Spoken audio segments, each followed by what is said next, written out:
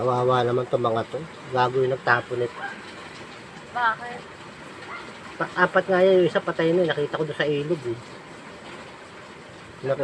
Kala ko nga patay na sila. Nung hinawakan ko, buhay pa. Kawawa naman. Bagong panganak pa lang yan, no? Yan, tinapon nila sa ilog. Para mga sira lang ang mga tao.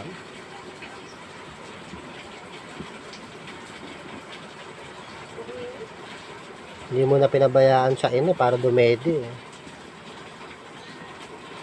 Hindi mo na nila pinabayaan muna. Oo, ano sila?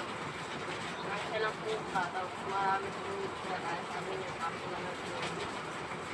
Kawawa naman.